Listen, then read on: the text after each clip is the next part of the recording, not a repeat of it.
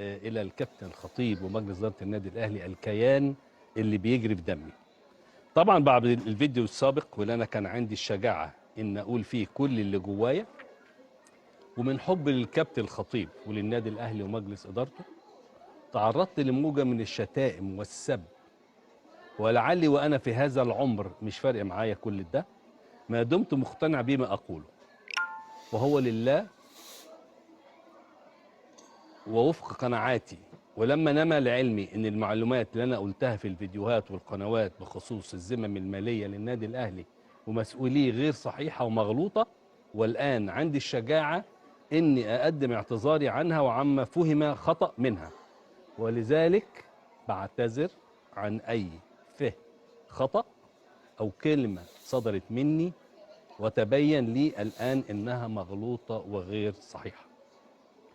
وما زلت أؤكد للجميع أن نجاح النادي الأهلي بمجلس إدارته وهو نجاح لي أنا شخصيا، لأني عاشق لتراب هذا الكيان اللي عشت سنين عمري فيه، وأنا تخطيت عام 70، فلن أقول إلا ما أؤمن به ولن أختم حياتي بنفاق. فأرجو قبول الاعتذار من مجلس الإدارة وشريك العمر الخطيب. وعايز اقول للناس برضو اللي يعني مش عاجبها الصلح او يبقى في علاقه طيبه بين النادي الاهلي، حتى لو حصل اي حاجه، انا ابن شرعي وابن عاشق لرئيسه ومجلس ادارته اللي بيمثل الكيان ايا كان اسمائهم ايه، وللنادي الاهلي وجمهور النادي الاهلي اللي بيحب النادي الاهلي بجد. شكرا مهيب وميرسي جدا جدا جدا جدا جدا. شكرا. كل الناس بتحييك. شكرا.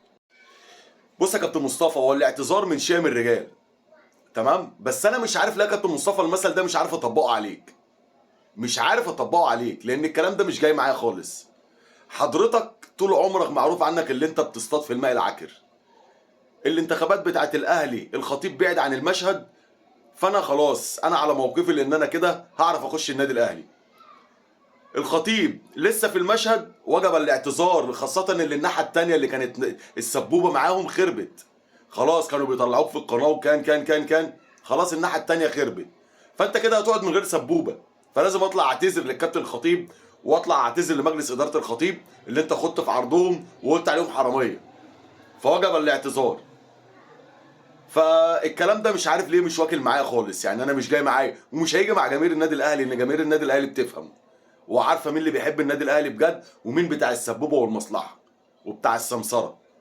فانا بصراحه ربنا مش قابل اعتذارك. وبعدين انت كده زعلت منك الزملكاويه كانوا بيستشهدوا بيك، كانوا دايما بيقولوا اي مصطفى يونس فساد فساد فساد. فانت كده خلاص مفيش فساد، انت كده زعلتهم منك. وبعدين افرض دلوقتي الكابتن محمود الخطيب ما قبلش اعتذارك، هتطلع تخبط تاني؟ مش عارفين بصراحه ربنا. انت كاهلاوي تقبل اعتذار مصطفى يونس ولا لا؟ سلام.